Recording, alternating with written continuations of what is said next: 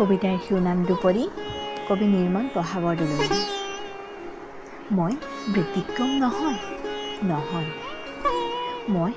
মই যে মাথো চিৰন্তন নাৰী, যুগমীয়া ৰহস্যেৰে ভৰা বিচিত্ৰ বৰ্ণালীৰে সহজ প্ৰকাশ।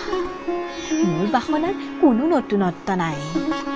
আদি তমা নাৰীৰ মনৰ ৰং আৰু সুৰভিয়ে মনৰ মজিয়াত মোৰ আলপনা আঁকে।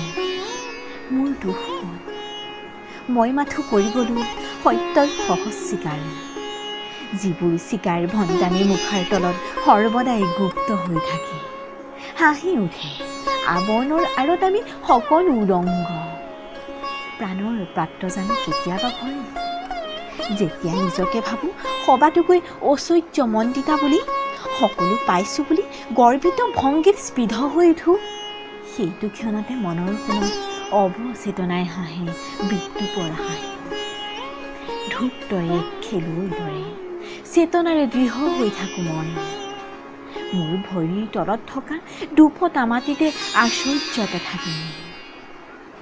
মোৰ ছায়া যায় আগবাঢ়ি দুহাত প্ৰসাৰী, নহ'লেনো ধৃষ্টিৰ বনিশাৰী ধৰ্ম যুধিষ্ঠিৰ, হালবৃক্ষ সংযেন দ্বিতীয় পণ্ডিত, সৌৰ্য বীৰ্য সৌন্দৰ্যৰ প্ৰতীক অৰ্জুন, সৌম্য শান্ত নম্ৰবীৰ, চতুৰ্থ আৰু পঞ্চম পাণ্ডৱৰ পাচুপনি উজ্জ্বল আলেখ্য থাকোঁতেও মনৰ পটত আৰু এক ছবি কিয় দিলে বাৰে বাৰে কোনটো ক্ষণত?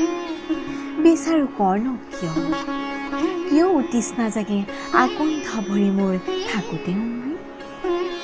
এয়া যে মায়াৰ খেলা, দেহি আমি তথাপি কৰোঁ যে বাস দেহৰ ঊৰ্ধত। এয়া এক অনুভৱ বিশেষ স্তৰৰ, এয়া এক মানসিক উপলব্ধি গভীৰ মনৰ। সৌন্দৰ্য নহয় মাথো অপৰূপ অৱয়ব, ভংগী আৰু সুললিত স্বৰ।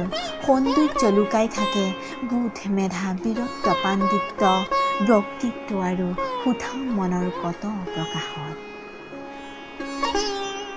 নাৰী মই সেই সৌন্দৰ্যৰে অক্লান্ত পিয়াসী।